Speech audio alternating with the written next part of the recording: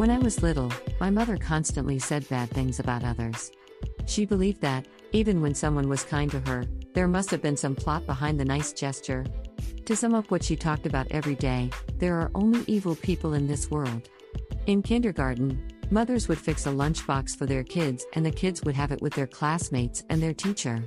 At one lunchtime, when I was opening a lid of my lunchbox, I inadvertently dropped it to the floor without having a single bite and it overturned there. I lost my lunch.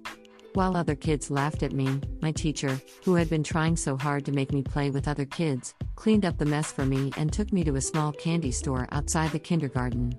She told me to pick any bread I liked. I picked one timidly, feeling afraid what kind of trap this would be, as I didn't have any money. She suggested one more. I couldn't figure out what was going on and shook my head. She picked one more piece of bread by herself, took out money from her own wallet, and gave all the bread to me. I was stunned. She bought me lunch. It was the first time that someone unrelated to me was so kind to me. Since then, I had started talking to her. Even after I finished kindergarten, I had kept exchanging letters with her and I still sent her a Christmas card every year. She was the first person who destroyed my mother's theory of the evil world and taught me that there were some good people in this world.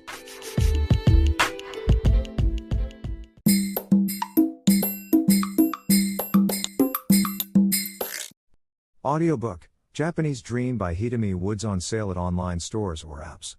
Apple, Audible, Google Play, Nook Audiobooks, 43 available distributors in total.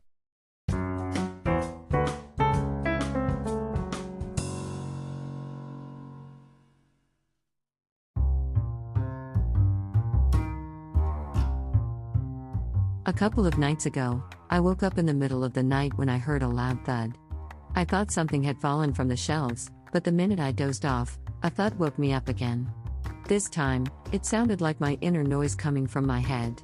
I opened my eyes and saw my room spinning vertically like a funhouse at a fair. At first I thought it was a strong earthquake. I covered myself with my futon and waited it to stop. Then I noticed there was no noise of anything that should fall or be broken, though the earthquake was strong enough to make my room upside down over and over. Besides, while my room was rolling, I hadn't fallen from the bed. The room was in dead silence and I lay still. I realized it wasn't an earthquake and removed the futon from my face.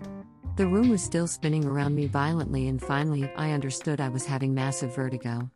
Since I had hardly ever had vertigo in my life, fear engulfed me. I wondered if I was dying now and this was how it felt right before people died. I asked myself if I had bumped my head on something earlier or eaten something bad, but I had no idea. Long, terrifying minutes later, the spin stopped. I felt queasy and went to the bathroom to feel better. And then, the bathroom started spinning madly. I held onto the wall desperately not to roll around. When it stopped, fierce nausea hit me. I got back to my bed to lie down, and the incredible amount of sweat began to pour out of me. I had never sweated so much before.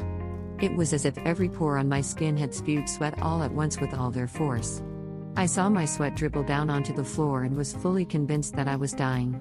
The first thing that came to my mind was my new song I've been working on. I regretted not having finished it and thought I should have worked for it much faster. It was near completion but never saw the light. I even thought of booting up my computer and setting the song up so that my partner could play it back as it was completed so far. Instead, it occurred to me to leave a last note to him. I rummaged out a piece of paper and wrote down how and what time I died. I also tried to leave some messages for him, but nothing came out but fear. I just scribbled casual words and a weird doodle and went back to bed. Feeling extremely scared, I alternated between dozing off and waking up by vertigo until morning. I didn't die. Dizziness subsided and I was alive. About a week ago, my partner told me that I might die soon because of my continuous lack of sleep. I've exercised at the gym in the morning every day for over 1 year and regularly had to shorten my sleep for that. I believe that 1 year exercising had made me physically strong and healthy, and that some lack of sleep wouldn't do me any harm. I was wrong. I think my lack of sleep contributed that scary near-death experience. Or, I was simply under hypnosis of my partner's reproach.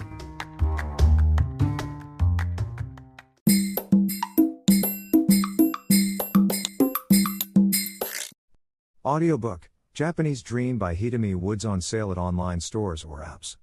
Apple, Audible, Google Play, Nook Audiobooks, 43 available distributors in total.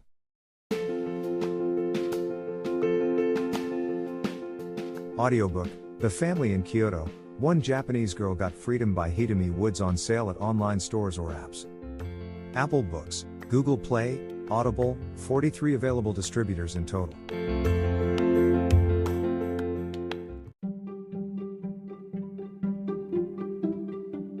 Audiobook, Japanese Dream by Hidemi Woods on sale at online stores or apps. Apple, Audible, Google Play, Nook Audiobooks, 43 available distributors in total.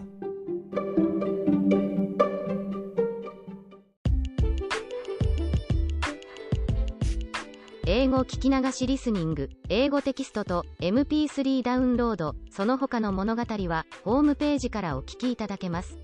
88thpp.com 88thpp.com